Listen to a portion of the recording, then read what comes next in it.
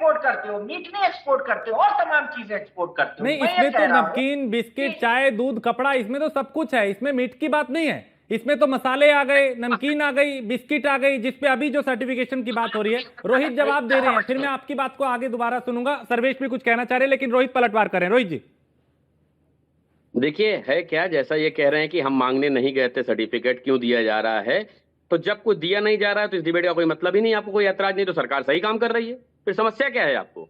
फिर तो सरकार अगर इस बात की पहल कर रही है तो बिल्कुल सही कर रही है, इसमें क्या दिक्कत है? और मुझे एक बात बताइए, मैं फिर वही कह रहा हूं कि जैसे आपने अभी तक जितनी भी चर्चा करी उसमें केवल आप मीट का जिक्र कर रहे हैं। मैं मीट के अलहदा भी बात कर रहा हूं, उसके अलग भी बात कर रहा हूं। क्यों ये प्रक्रिया लाई जा रही है देश में? क्यों ऐसा जताया जा रहा है कि ये पर्टिकुलर प्रोजेक्ट किसी कौम के लिए बना हुआ है? क्यों ऐसा कहा जताया जा रहा है कि ये प्रोडक्ट कोई एक कौम ही इस्तेमाल करे, दूसरे ना करें? देखिए, ये एक बहुत सोची समझी साजिश है। हाँ। ये जो भी आप कह रहे हैं कि हम कोर्ट जाएंगे, ये करेंगे, कोर्ट ने आपको जो मान्यता दी है, जो जो सरकार ने आपको मान्यता दी है, वो सेट पैरामीटर्स पे दी है। तो मुझे लगता है बोर्ड कहीं स्टैंड नहीं करेगा, क्योंकि पैरामीटर्स के बाहर जाके वो खेल रहा है। हाँ। अगर वो कोर्ट जाएंगे और इसको कहेंगे तो उसके पैरामीटर्स भी सामने आएंगे कि आपको हलाल सर्टिफिकेट देने के लिए यहाँ यहाँ लाजमी है। आप इन सब जगहों पे कैसे कर सकते हैं? क्या इस चीज को करने के लिए आपने सरकार से कोई अप्रूवल लिया है?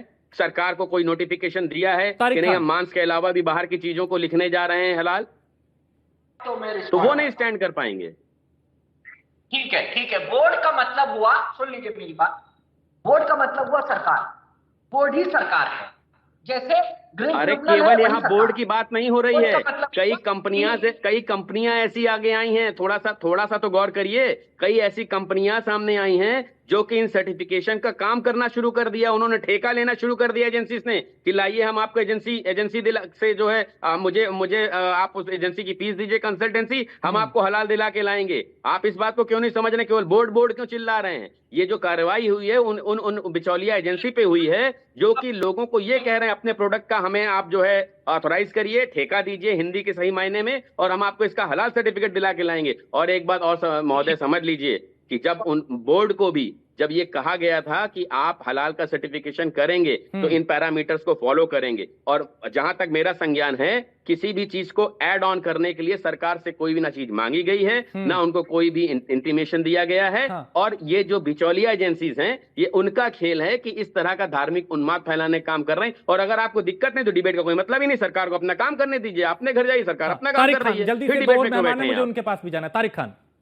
मैं रिस्पॉन्ड कर देता हूं, ठीक है। सारा मामला समझ में आ गया। अब एक बात बताइए, इसमें खाली एक पार्टी गलती है तो सर्टिफिकेट दे रही है। एक पार्टी जो कि सर्टिफिकेट लेने गई थी, क्या इन ऑर्गेनाइजेशन में जिनमें जमीयत उलमा हिंद भी है, इसने अपने आप सर्टिफिकेट दे दिया था।